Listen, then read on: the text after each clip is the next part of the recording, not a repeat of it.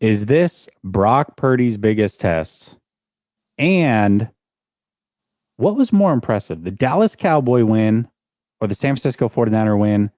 We got a lot to talk about. D'Amico Ryans might be on his way out. 49ers get more compensatory picks with another front office guy that they just lost to Tennessee. There's a lot to discuss. Suneil and I are going to talk about it all, plus more, next.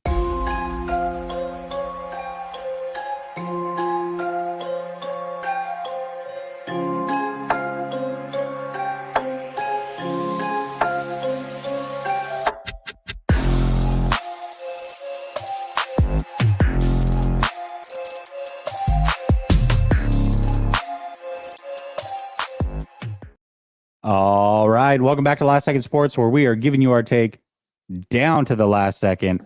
And it's Tuesday, which means I've got Where in the World is Suneil right here on my right. What's up, brother? How you doing? Yo, man, a little bit under the weather, but, we can't miss playoff football. Can't miss our weekly show, especially with the 49ers looking so good, man. So a little sickness isn't going to hold me back.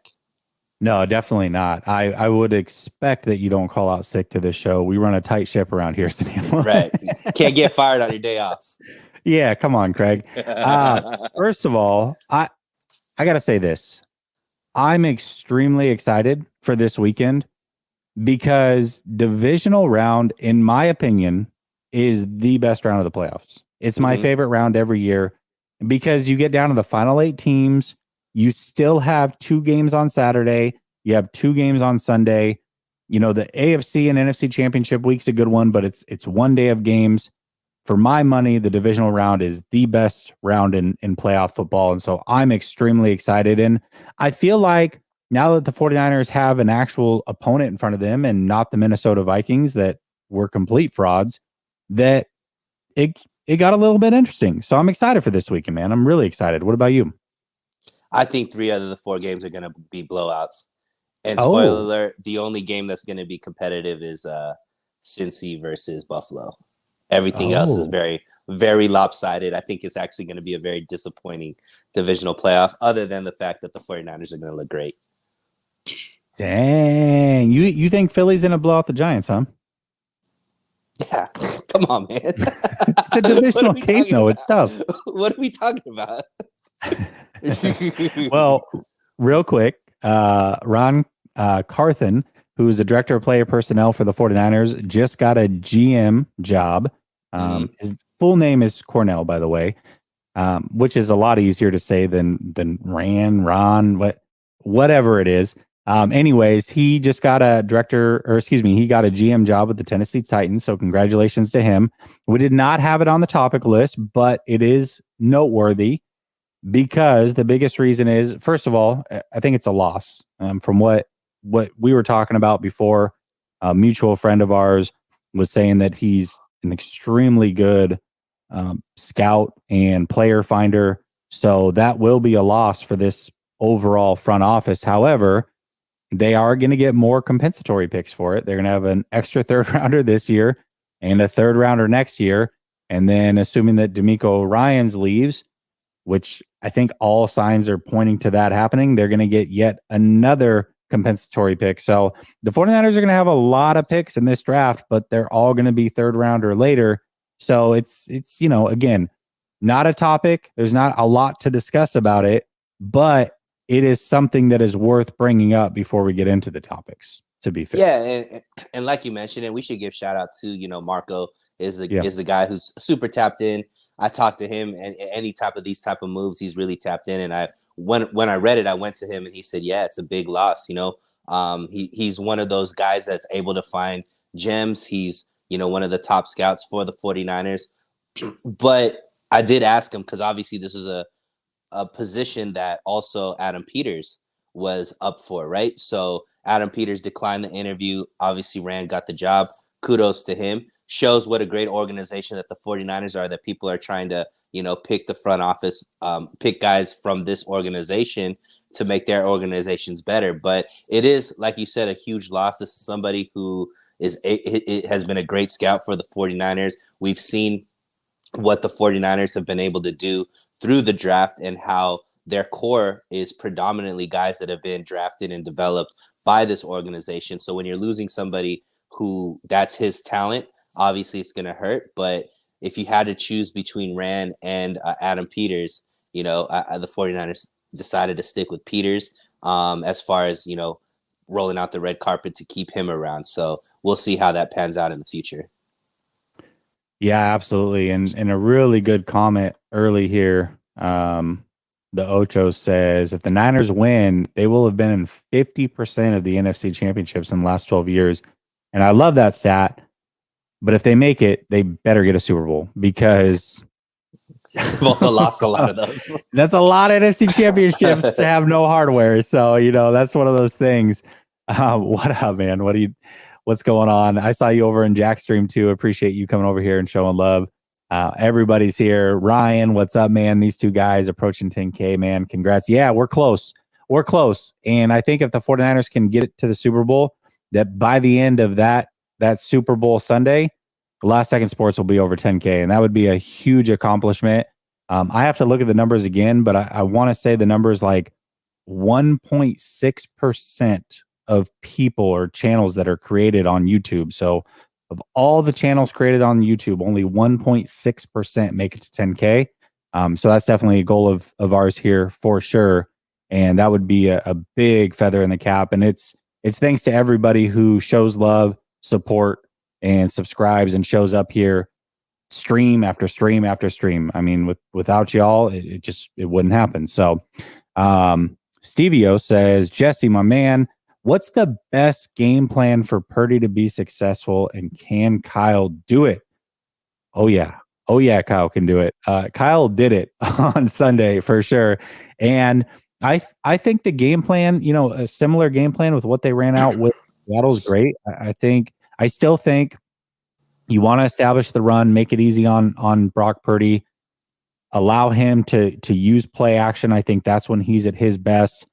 And just opening up the middle of the field for him, I think has been just so important to his growth. And he's willing to take those shots that Jimmy was just never willing to do. And that is such a big difference. So for him, run game, play action, deep shots over the middle with wide receivers going left to right or right to left. I think those are the keys. And Shanahan, I mean, he abused the deep overs this last week. I felt like I was watching somebody spamming plays on Madden, and Seattle could not stop it.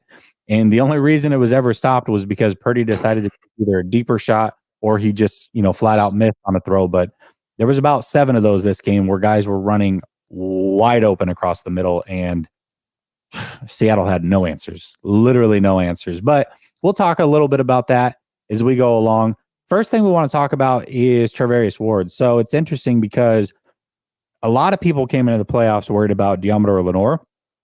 And I think a lot of people left that game worried about Charvarius Ward, which is a stark contrast to what we expected. Lenoir had himself a really good game, had himself an interception. We talked last week about the motivation possibly. He was liking everybody's tweets. Anybody that was talking trash about him, basically. And he played well. So with that being said, Charvarius Ward, he gave up a play or two. Overall, are you concerned about Charvarius Ward? Because I think a lot of people seem to be. Yeah, look, Charvarius Ward, that was his worst game in a 49er jersey, like hands down, right? He got eaten alive by DK Metcalf. He not only missed plays as far as his assignments, he got beat. He missed tackles, like all bad. Like there's not very much good that Charvarius Ward did.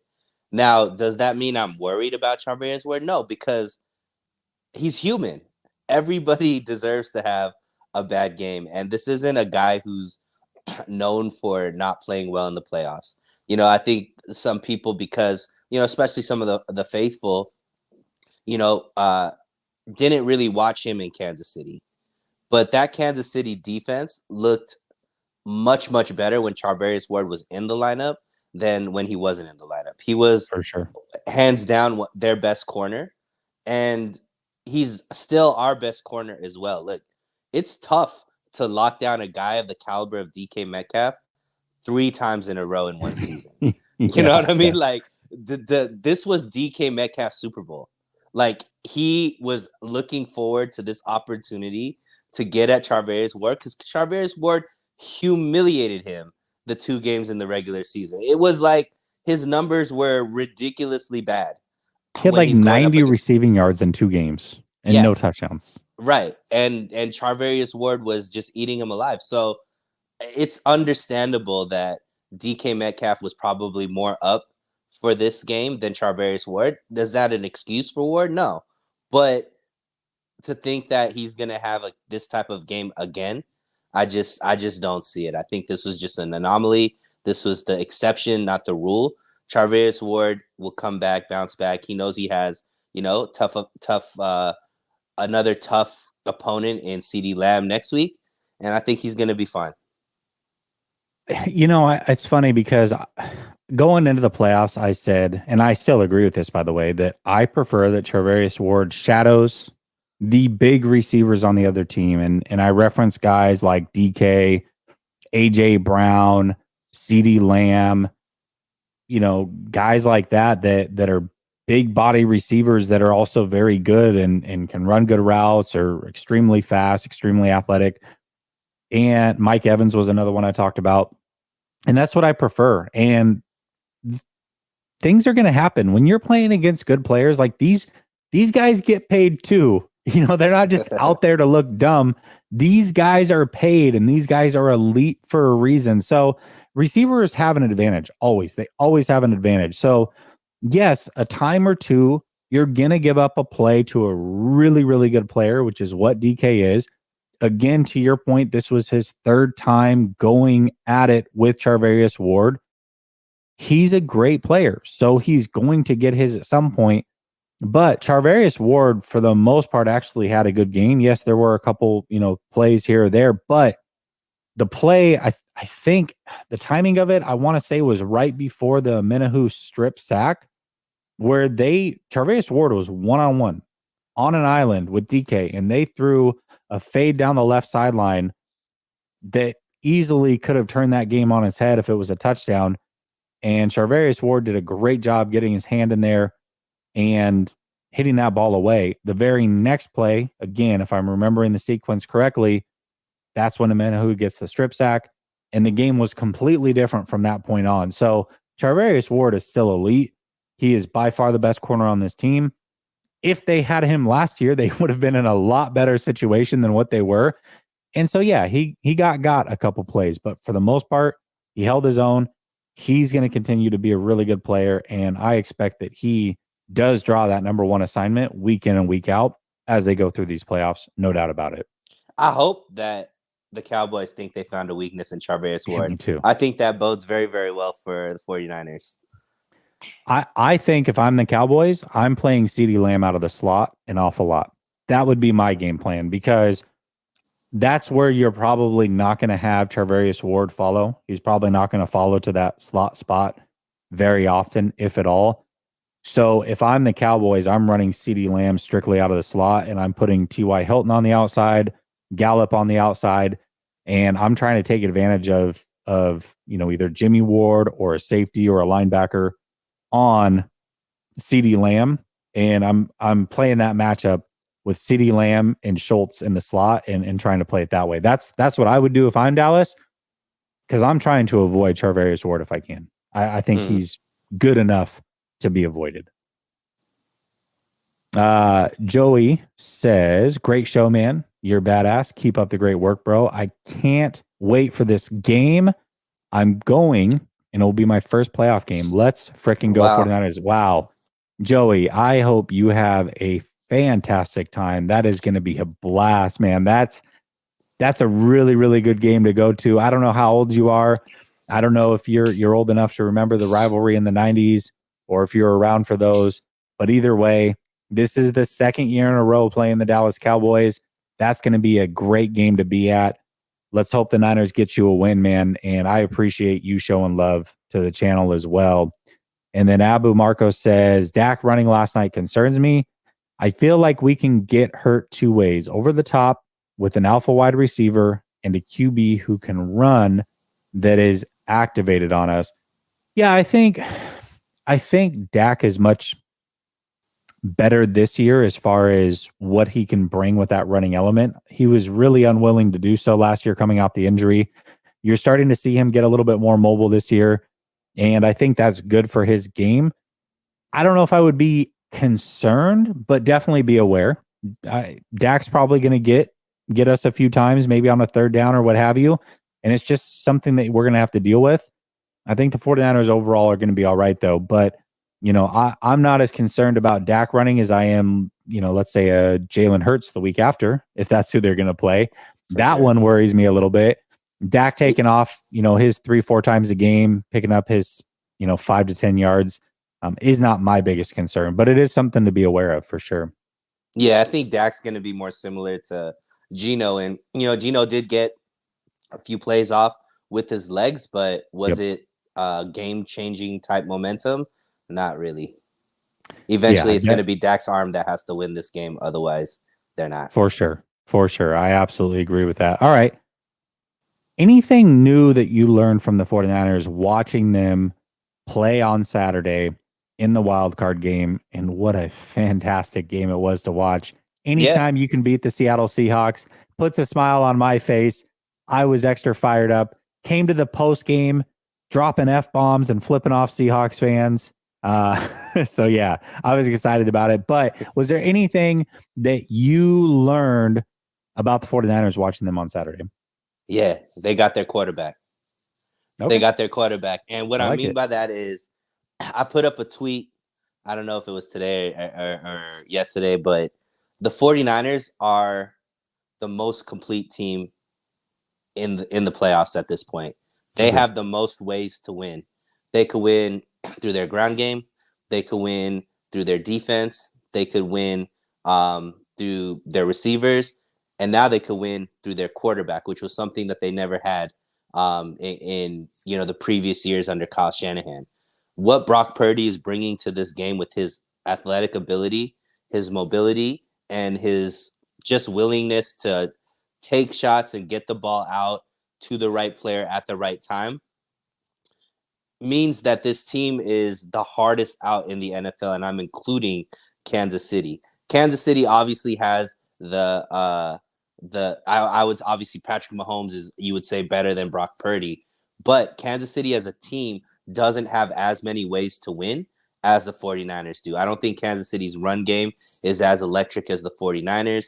They definitely don't have as many weapons outside of Kelsey as the 49ers on offense, and their defense can't change the dynamic of the game as much as the 49ers defense could change the dynamic of the game. So for me, what I learned is this is the best team that Shanahan has ever had because they could win in a multitude of ways, Jesse. And I've always said the team that could win in the most ways to me is always the favorite. So I think the 49ers will be the favorite in every single game moving forward in these playoffs. If they play Kansas City, they'll be the underdog. I'll bet money on they might be, the but underdog. Yeah, I would agree. But I'm saying in my mind, I look at it and I say that the 49ers could win in more ways than any other team in the playoffs at this point. Yeah, and I agree with that. I think the 49ers are extremely well-rounded. For me, the biggest thing that I took away was Deebo Samuel. And, there was, at least for me, my conversation going into that game was I just didn't know what to expect from Deebo because we hadn't really seen it with the Christian McCaffrey pairing. What we had seen early on is Christian McCaffrey kind of being the guy. Then they had a quarterback change. As soon as they have a quarterback change, Deebo gets hurt, misses the end of the regular season, up until the Cardinals game, which was more just, hey, let's get out there, run around a little bit, make sure we're in shape type of thing. So how are they going to use Deebo? That was the question. Man, they found the answer. And the fact that they can utilize Deebo with CMC, allow them both to eat in this offense while also not really taking away anything from the Kittle Ayuk combo. And Mitchell. Mitchell did his thing too. I mean, it was fun to watch, bro. Man. TMS, too many stars. I'm telling you. That's what I'm saying. I agree. Stars. And they got a quarterback that's doing a good job distributing it as well. So yeah, they've got everything they need to go win a Super Bowl for sure. Definitely no excuses. But Deebo Samuel coming out and looking like Deebo of old, because even this season, I mean, there was flashes for sure. You know, the Rams game where he took it, broke a couple tackles and took it back. He had the one end around run. Forget who it was against, but he looked explosive there as well. But for the most part, Deebo hasn't had that explosion that he had last year. He looked extremely explosive to me on Saturday. Like all the explosion that we were hoping that he would have this year was there. And that's kind of crazy coming off of a lengthy injury, really not playing. And I think ultimately him being fresh at this moment is really, really big for the San Francisco 49ers. And again, pairing him with CMC and some of those other weapons, it's a handful. It is a handful for these other teams. And I don't envy them trying. I mean, if we were talking about this the other way around, if we were Cowboys fans, gives me the creeps just to say that. But if we were Cowboys fans and we were talking about this game, I just, what are the answers? You know, there's a lot of questions to this test, but I don't know how you study and pass it on 6 days. I don't understand how that's possible. So I can't even get into that mind state to even answer that question. So there's no way I could ever be a Cowboys fan. So, but one other thing that really stood out is one thing in 2019 was the camaraderie amongst this team and the kind of bond that they had, the entrance songs, all these type of things. We had that again in, last year with the entrance songs, the camaraderie. That play, I was rewatching the highlights of the game after that one dirty play Adams did where he pulled Abrams did. I mean, he pulled Deebo's leg, and the whole sideline. Shanahan came out. The players came out. All that kind of stuff, showing that like team camaraderie and stuff like that. The block that Ayuk did to break free Deebo on that touchdown. These little things that might not show up on stat sheets. These little things that could be overlooked because they're not going to make it on ESPN's top 10 and all that kind of stuff. But those are the little things that I think separates teams that are focused and ready to win it all versus teams that aren't. And the intangibles of this 49er team are starting to show up a lot more. And if I'm any other team that's playing the 49ers, I look at them as the toughest out. Like I said, I think I think it's delusional for the Cowboys to be excited that they drew the 49ers instead of the Eagles in my eyes. Yeah, I agree with that. And it's funny that Deebo actually did a jersey swap with him after the game. Like, yeah. I was kind of surprised by that. So it was probably anyways, trolling. The Goose says Cowboys on their 4th straight road game and a short week against a fully healthy Niners team is so brutal. Yeah, it is brutal. And I don't care. Like, you wanted this, Cowboys fans. Your team, you guys were chanting in Raymond James Stadium that you want the Niners.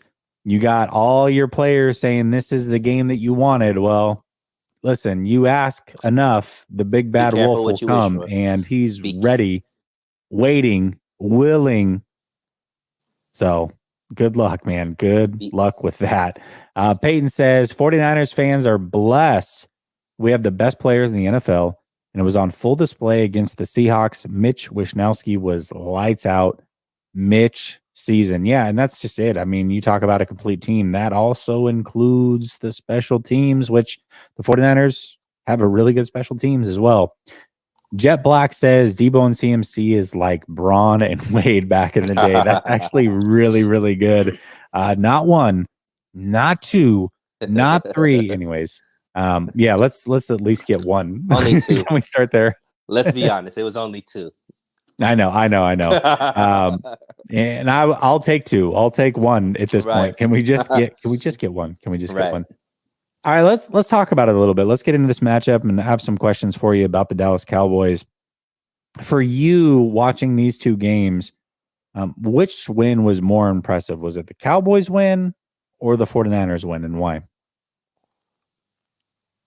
I think that this Cowboys win is overblown. I really don't think this game is going to be competitive, Jesse. And the reason for that is I rewatched the highlights of the Cowboys game, and there was absolutely no pressure from the Bucks in any way in that game. And what I mean by that is not just physical pressure. Like, obviously, Dak had absolutely all the time in the world to be able to do what he needed to do, and he executed. And most teams, if the 49ers give him 5 Mississippi every single play to get the ball out of his hand, they're going to look really, really bad as well. I don't think that the 49ers will allow that. But also, on the opposite side of the ball, Tom Brady couldn't execute either. There was no points that the Dallas Cowboys had to go up against. There was no pressure. Like, they could have made all the mistakes in the world and still feel comfortable that they were going to win the game. And what I mean, why I think that's going to be kind of like fool's gold for the Cowboys is they didn't get punched in the mouth at all in that game. 49ers did. 49ers got punched in the mouth and responded in a way that looked scary in how they were able to respond. And to me, that's why that game is more impressive for the 49ers. And that's why I think it's like, I just think that the Cowboys are going in with this false confidence that they did something very impressive against the Bucks. But the Bucks were fool's gold, man. They were just as much as frauds as any of the other teams were calling frauds. And I think we just gave them too much credit because of who was their quarterback, not because of how he's been playing this season, but just because who he's been, in his career as the GOAT quarterback. But he was probably the worst quarterback in the playoffs this last week. I'm trying to think who played worse. I mean, I think he was probably the worst quarterback. So, I mean, Josh Allen threw a lot of picks, but he also threw a lot of touchdowns and stuff like that. But so, yeah, I mean, the Cowboys are going up against a better offense, a better defense. They're not going to be able to jump out to 20 point lead if their kicker can't make extra points and field goals. Dude. They're not going to be able to get away with that. And I don't think Dak is going to be as comfortable in his with his protection as he was against Tampa. Yeah, I don't disagree with any of that. But if I'm just looking at the two wins, I'm going to give the edge to Dallas on that one. And the only reason I say that is because I think a lot of people, including myself, I thought Tampa was going to win that game. And I think there was really a coin flip going into it. And you had, first of all, the 49ers were 10-point favorites. They were also at home. They did what they were supposed to do. Now, it started out a little rocky, whatever, but overall, the win was very impressive. Obviously, the 49ers win was impressive, but I think Dallas having to go on the road, playing on grass, which was supposed to be an issue for them. They can't win on grass. They're 1-4 on grass. Their defense isn't as good on grass.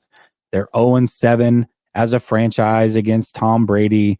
They're going against a team who had beaten them on opening weekend 2 straight years in a row. The Bucks team was getting healthy. I just think overall for the Cowboys, I think that win meant more for them than us beating Seattle. And I think for just the narrative going into the two games, regardless of how it played out, I mean, obviously in hindsight, Tampa was fraudulent as well, and Tom Brady looked completely washed and what have you. But going into the game, nobody was picking Seattle unless you were on dope. And there were people, including myself, that were picking Tampa, and I was not alone. There was a lot of people picking Tampa to win that game. So I think because of that, Dallas's win was more impressive.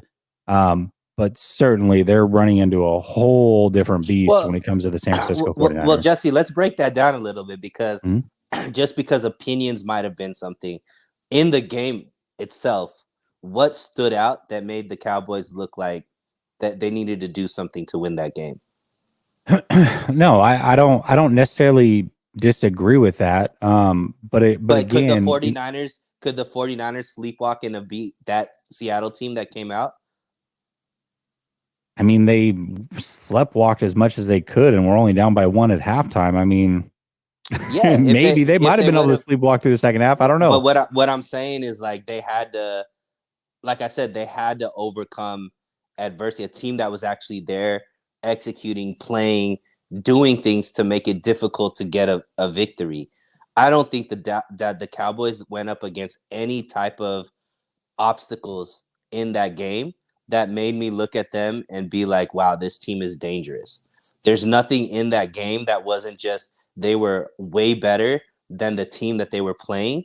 And I think opinions, like I said, anybody who thought Tampa Bay was going to win was not because of how Tampa Bay was playing. Nobody looked at there was not a game this year where people were like, that team is dangerous. It's all based off of reputation. And I bought into it too. But when you actually watch the game, the Seattle Seahawks would have smashed the Tampa Bay Bucks. I don't disagree with that. I don't disagree with that. It's hard for me to think that when the team is so bad and giving no resistance whatsoever to give the edge to, I don't think the Cowboys were that impressive at all, to be honest. Yeah, I don't. I think also, like, I want to give credit. Like, I hate to just say, well, I mean, it was all on Tampa being terrible too. Like, they forced Tampa to not play well. I mean, how? What did they do? That's what I'm saying. They're just a good. They played good football. I mean, let's be real. The very beginning of that game, Tampa Bay drove down the field, was getting ready to score a touchdown. Right. They pick off Tom Brady in the end zone.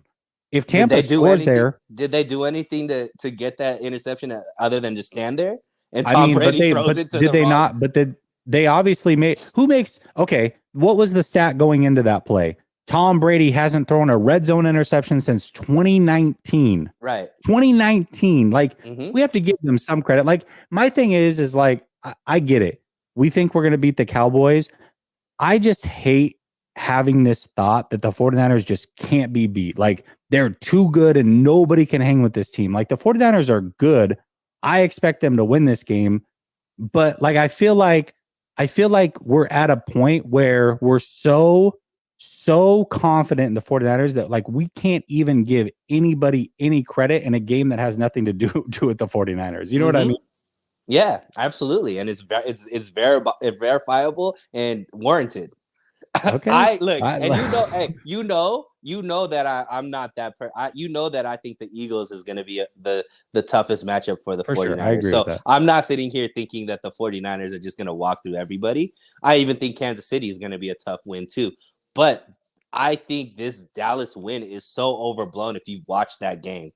Their kicker missed 4 extra points, and it meant nothing to that game. That wasn't a game. That was a NFL football team playing a team that shouldn't have been in the playoffs. That's what that game was. And to me, I think we're giving too much credit. And it's not because it's the Cowboys. It's not because I think that the 49ers are that much better.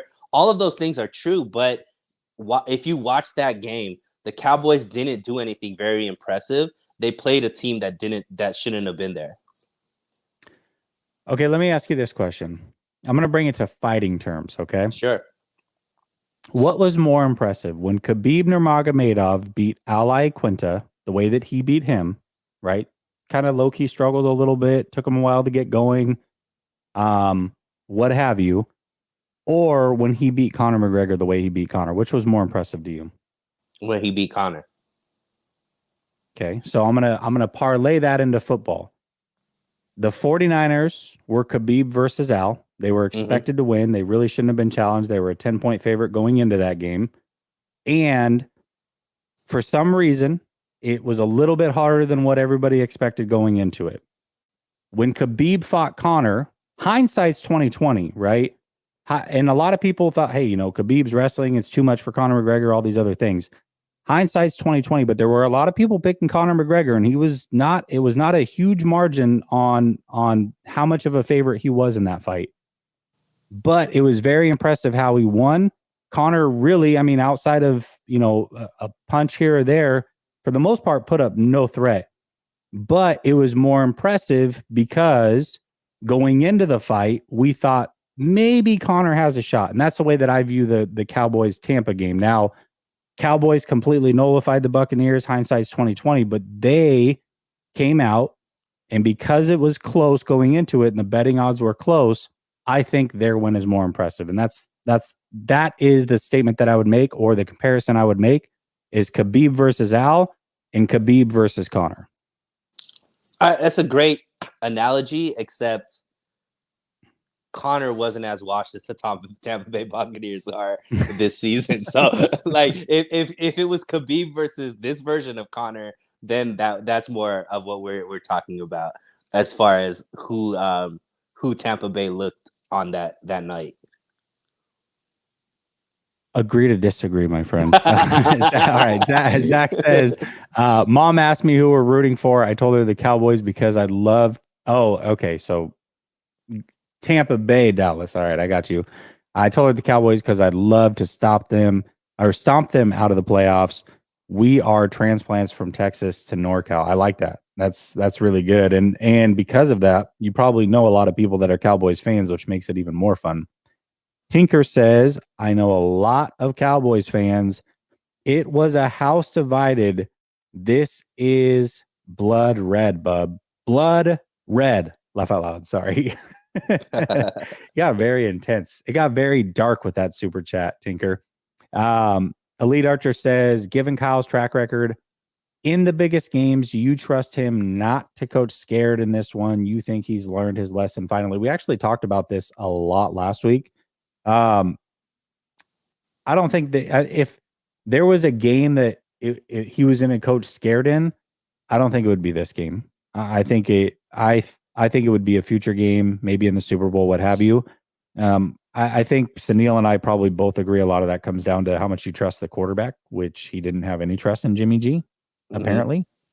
And I think that's showing every time Brock Purdy plays. So it's wild. That's me. It's wild the profuse credit that Kyle Shanahan is getting at the beginning of the show from my guy Jesse about how great his scheme was when he had very little trust when it came to Kyle versus D'Amico, who's gonna play better. Hold on. Let's talk about that for a second, because we did. Right. Did D'Amico and his team not hold the Seattle Seahawks when they needed it most? Did they not get the strip sack when both of them showed up on Saturday, is all I'm saying. Sure. But I'm talking about we were wondering if Kyle Shanahan's scheme. We're talking about schemes, right? It's funny how the scheme looks so much better when you have an all-pro running back and a quarterback that can execute. How great Kyle Shanahan's scheme all of a sudden looks. Listen, give D'Amico 5 all-pros on the defensive side, and I think it'd look a lot better over there too. He's not too far away.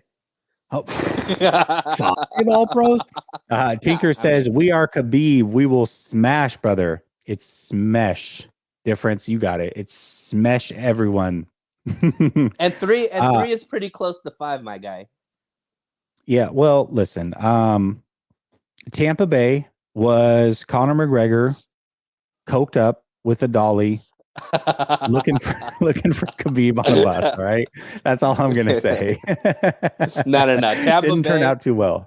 Tampa Bay is Conor McGregor beefing with Artem Lobov. That's the version of what we're looking at as far as Conor McGregor is. What Tampa Bay was. Oh my gosh. All right, let's talk more about the Cowboys. So we talked about how the 49ers are the most complete team in the playoffs. But let's talk about Dallas and comparing them to the rest of the 49ers schedule. Do you think the Dallas Cowboys are the most complete team that the 49ers have faced?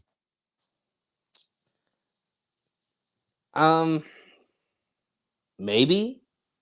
I don't know. Like, I mean, obviously you look at it and they have, they have a good running back duo. They have, CeeDee Lamb there. I think Dalton Schultz is a pretty good tight end.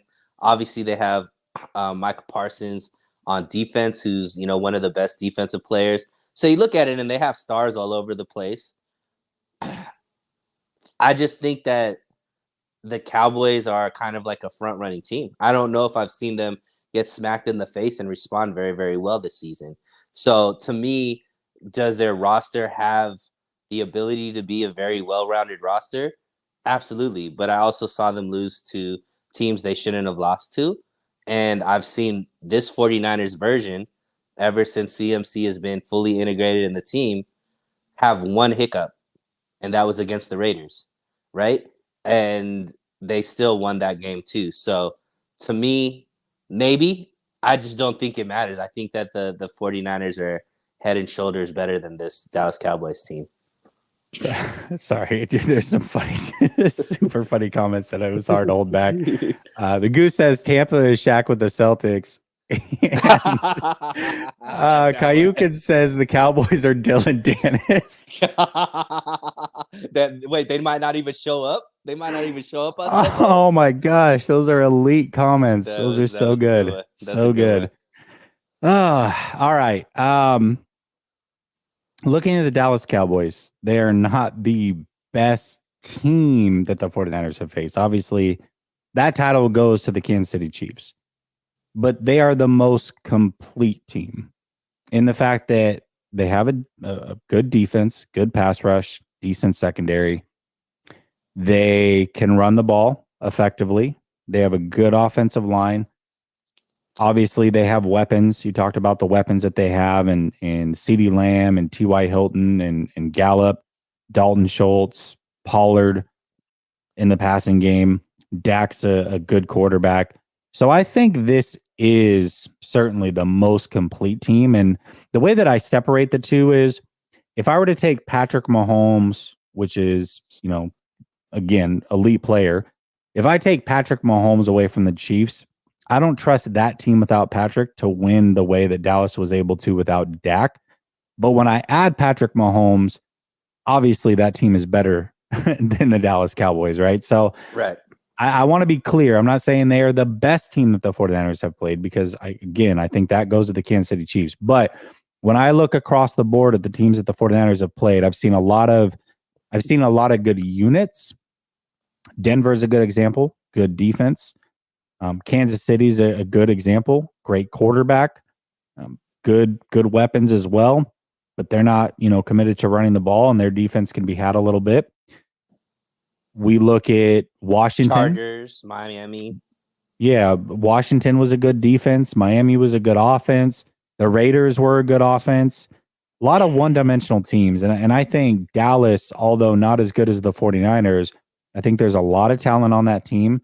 And I think that they can win in multiple ways. They also can shoot themselves in the foot better than anybody else. But, they can run the ball, they can pass, they can win in the trenches, and they got a good defense. So I think this is the best team that the 49ers, the most well-rounded team that the 49ers have faced up to this season. And that's going to parlay us into this next topic, which to me, I think this is Brock Purdy's biggest test. And I think a lot of it comes down to the further you get in the playoffs. I mean, obviously teams get better and the pressure ramps up. So I think some of that plays into it as well. But I think Dallas's defense, coupled with the fact that they can put up points if things are going right for them, I think that this is probably their biggest test. And, when I look at the Dallas Cowboys defense, they can be had for sure, but Quinn is a really, really good defensive coordinator. I mean, this is a guy who's been a head coach in this league.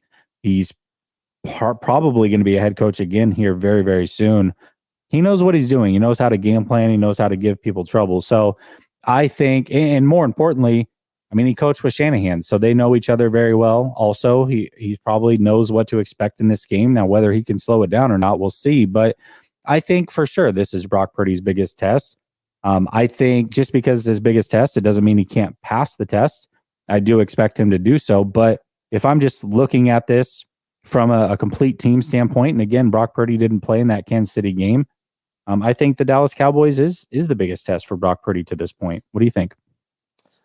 Yeah, I mean, I think it's by default the biggest test just because of the stakes, that's there, right? As far as winner moves on, loser goes home kind of situation.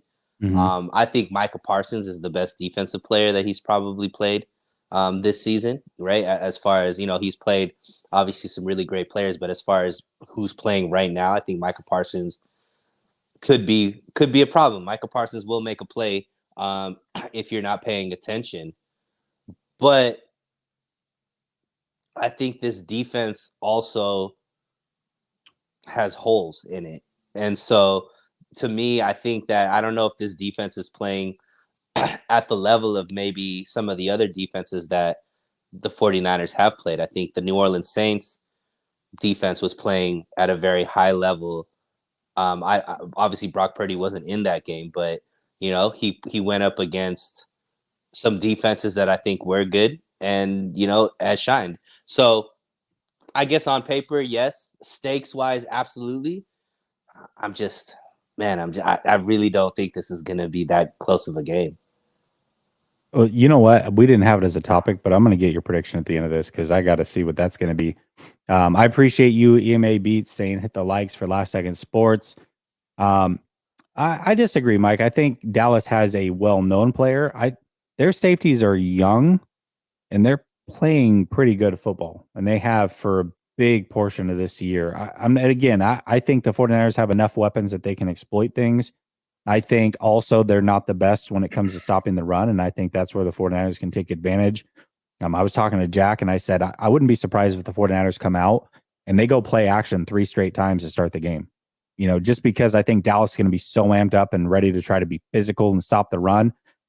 And Kyle Shanahan trusts Brock Purdy. So let him go play action and start the game and hit a couple lasers down the field and bust this thing open before it really gets started. I could really see a situation like that. But I think Dallas doesn't have some known players. But if you look at those safeties, man, I think they've played some pretty damn good football so far this year. And they're young players for sure. But I think that they're probably better than we might be giving them credit for. And that's my opinion. The Dallas Cowboys secondary we're going to find out very quickly if they know how to tackle. Because they're going to get forced. Yeah, they're going to get forced to have to stop Debo, Ayuk, Jennings, Kittle.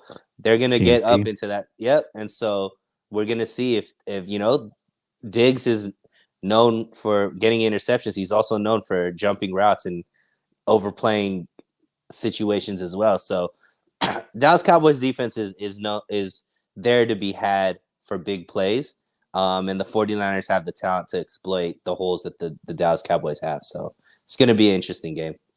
Absolutely. CB Niner says, whoa, there's an LSS store now. Yeah, you know what, man? There's a lot of people were talking about it like, hey, you should do some merch or whatever. And I always said, well, let's wait. Let's get to 10,000 subs and figure it out. But we're approaching quickly, and I wanted to put some things out there. I think there's some pretty dope things that are out there that are on that store. So I would check it out for sure. There's a minor 49er shirt on there that I think is pretty sick. I put a lot of work into that one. For the Lions, anybody that's a Lions fan, there's a sick Lions shirt on there. So there's some cool stuff on there for sure. And of course, we got the Last Second Sports hat, which I'll have a couple of these things in my possession really soon. So you'll be able to see it. I'll be wearing them here on the show. But yeah, definitely there's some cool things over there. So check it out. It's pinned to the top of the chat. Appreciate you for checking it out as well. Cryptic says Purdy was off the first game. Does it repeat again? I don't know. I think, let me run this by you, Suneil, because this was my thought. A lot of people, including us, we had the conversation like, okay, would it be better to get the bye week and be the number 1 seed? Should they drop back to the number 3 seed? What would that look like? And I think the 49ers, like everything happens for a reason. I think being the number 2 seed for one was super huge. But I think for Brock Purdy, not having the bye was the best thing that could have happened, because you look at the way that game started and, maybe it was the rain. Maybe it was Brock Purdy being nervous. Maybe it was a combination of the two. But I think getting those jitters and bad play out early against Seattle and then being able to bounce back, I think was super important for him. Obviously the team was able to stay healthy. I think that's a big part of it. If they'd gotten injured, I wouldn't have this conversation. But the fact that Purdy was able to work through some of those yips early, the team was able to stay healthy. I think for this team and that quarterback in particular, playing on wild card weekend, I think might be a blessing in disguise versus if they had had the bye, momentum might have been killed. If he comes out against one of these 4 final teams and starts out poor, maybe they're down more than just 1 point and things could get squirrely. So I think for Purdy and this 49er team in particular, them playing on a wild card weekend was super important. Absolutely. And I think not only for Purdy, I think that Debo, right? Debo hasn't had a big game in a long time. Mm-hmm. For him to get that underneath his belt is great. I think Elijah Mitchell, him being able to stay healthy throughout a whole game is huge. and for him to get, some touchdowns under his belt and be able to be as effective as he was. Aaron Banks had a great game, so like there was a lot of players that I think, not only that weren't necessarily rookies, but needed to test their legs, needed to get like a good game under their belt to have that confidence moving forward and going in. So I think it was great, not only for Brock Purdy, but the whole team overall. Yeah, absolutely. Mike says promo code. I dropped a promo code for the members of the channel.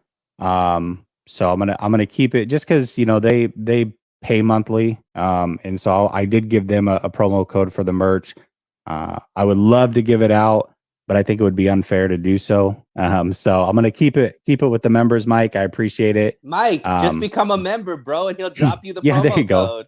There you go. Yeah, there you go. Just become a member and then you'll get the promo code. There, totally fair. Jet Black says DK was just too big for Ward. He'll lock down. You know what? I don't think DK was necessarily too big. I think it was just the third time facing him. AJ Brown's going to be big too. AJ Brown's not small by any means. I mean, he's just as big as DK. So, I don't think that's necessarily the case. I think bigger receivers pose problems for sure.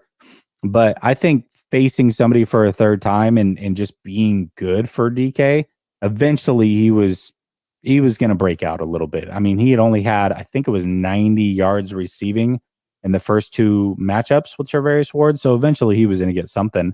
But Ward, I think he held his own there towards the end, especially. Prime Sports Media says, cool new channel, or cool, I'm new to the channel.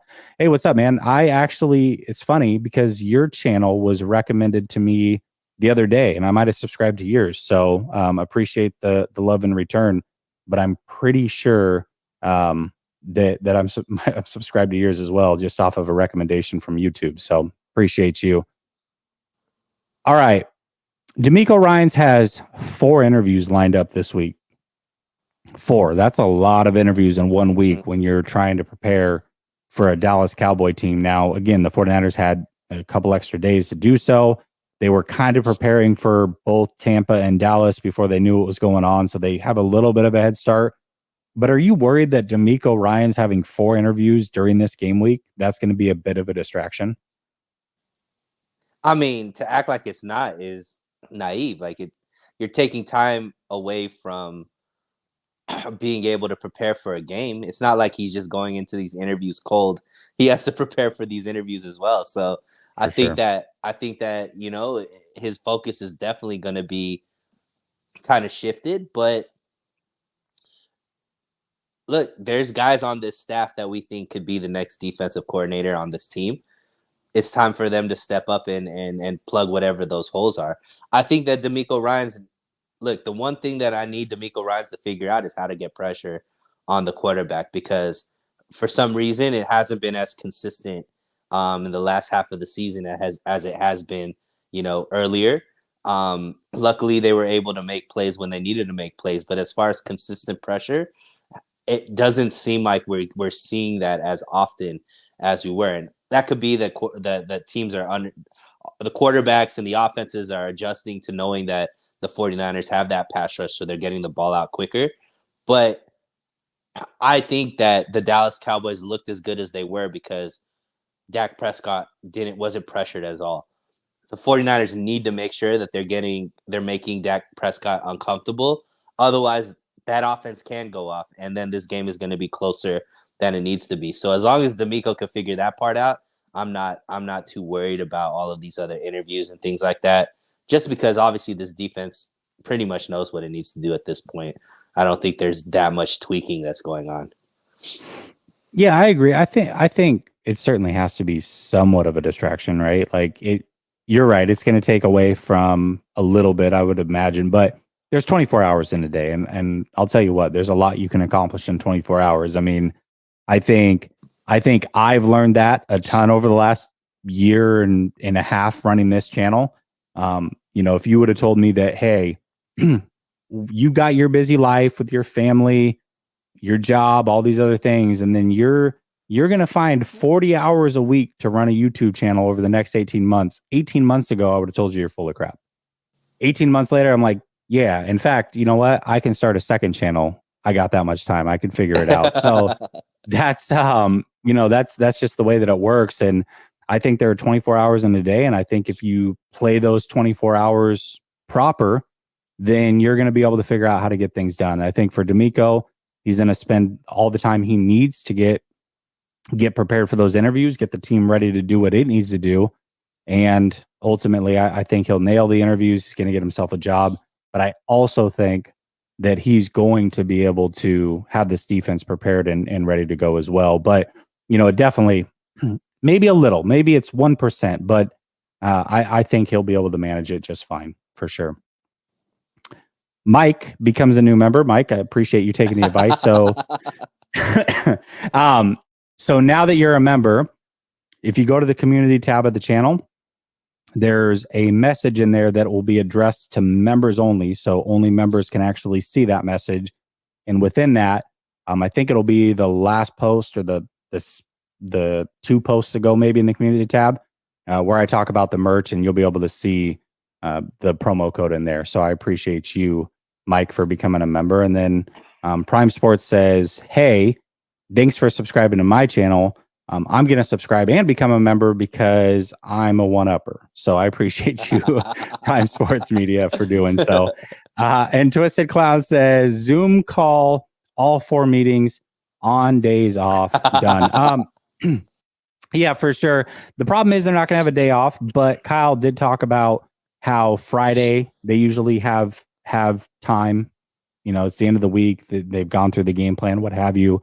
So Friday there's some time, and then Thursday typically they get more time in the evenings than what they would throughout the rest of the week. So most likely those interviews are going to kind of be back to back Thursday and Friday. So, but I'm rooting for him, man. I hate to lose D'Amico Ryans, but at the end of the day, I mean, D'Amico Ryans is deserving of getting a head coaching job, and I really, really appreciate what he's done for the 49ers, and I wish him nothing but the best. But you've got Ben Johnson for the Lions, who I thought was already really good offensive coordinator. It sounds like he's going to stay, so Detroit fans have got to be loving that.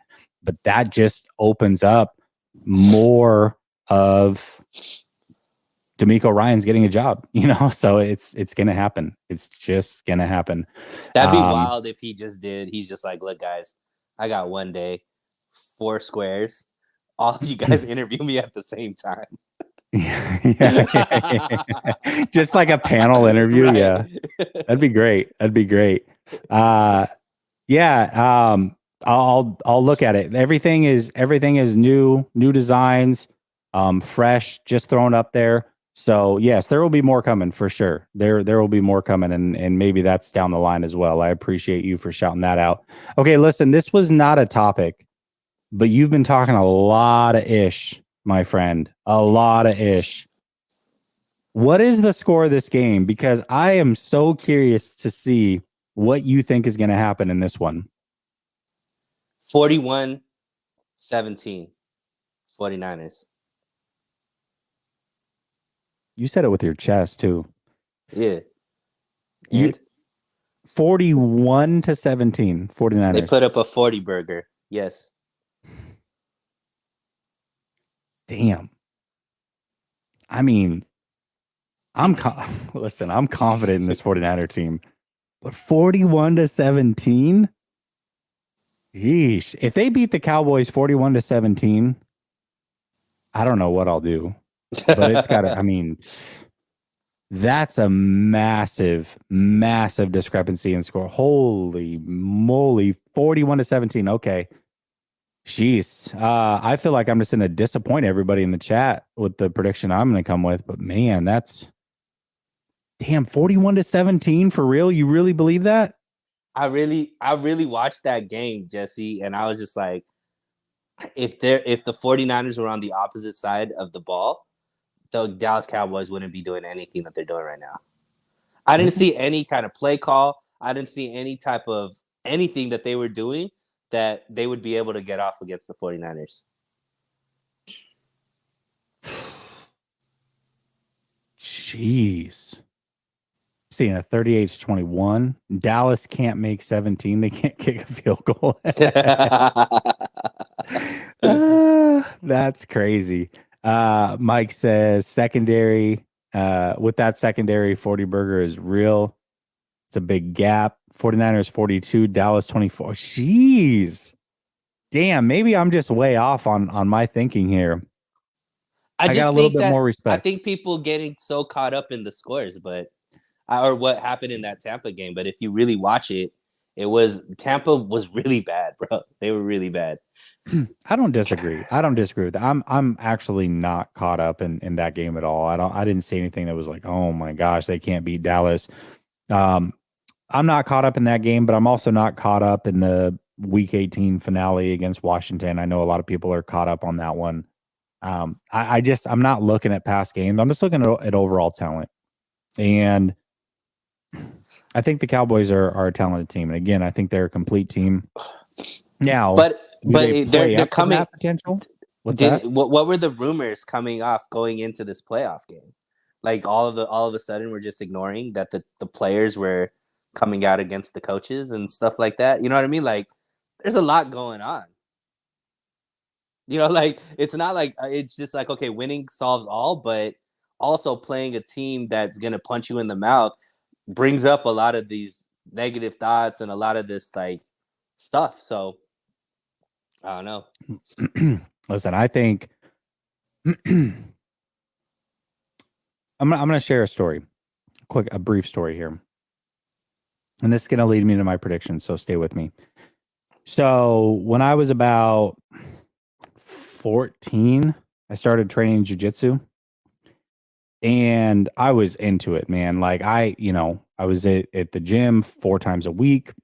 We had a wrestling mat in my garage with like a workout set. Like I was having my friends over who were wrestlers, like state champion wrestlers, and we'd roll, and I was getting good.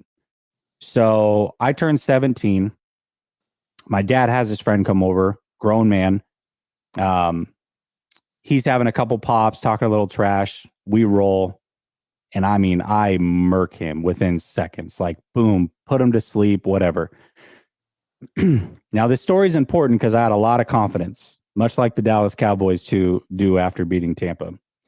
Because a couple weeks later, my uncle came over and I was talking mad mess to my uncle. All the ish in the world. I was confident, 3 years trained. I had just rolled up a grown man a week or two ago, my dad's friend, who's not much smaller than my uncle. Like, I'm talking ish to my uncle. My uncle whooped my ass so bad and so fast because I was a 17-year-old kid and he knew what he was doing. And I thought I was tough and I'd be able to hold my uncle, take my uncle, all those things, not factoring in that grown man strength was a real thing, especially if somebody on the other end knows how to fight. So I say all of that to say this. The Dallas Cowboys are me at 17, where they got worked by their uncle a year ago. They've been training their butt off. They think it's going to be a different story. They've put on a few pounds of muscle. They've felt the physicality of the San Francisco 49ers. And not only do they think they can beat the 49ers, but they are asking for the 49ers because they think they are the team. Well, I got news for you, Dallas. You are not the team. 49ers win this game 27-20. May not feel that close. I think the score will be closer than maybe what the actual game is. But it's one thing to play other teams and think you are physical. It's one thing to wait a year to play a team and almost forget how physical that team was. The 49ers are just a physical marvel when it comes to the football field. Dallas Cowboys are 17-year-old me. The San Francisco 49ers are my uncle, and they're going to win this game. That's the moral of the story. Great story. Great story. William says, "What's up, Jesse? My guy, 35-17. Yeah, listen, I think you guys are all maybe even a little bit more confident than me, but Dallas is definitely poking the bear for sure. They are definitely poking the bear. They're talking a lot of crap. And, guys like Debo are sitting back waiting. I don't know if you saw, but a fan who's friends with Debo reached out during the Cowboys game and was talking ish to Debo. And Debo's like, all right, like we're ready. We're ready to go. So anyways, that's the show. I'll say this. Dallas Cowboys fans are a little bit scared. I've reached out to about 12 content creators, and I have not been able to lock one down for behind enemy lines. So what I can promise you is this. I will have a call-in show either tomorrow or Thursday. I'm still trying to lock down a content creator so I can do behind enemy lines. I think it is important to do so. So anyways, appreciate each and every one of you. Mike says he's getting the minor 49er shirt.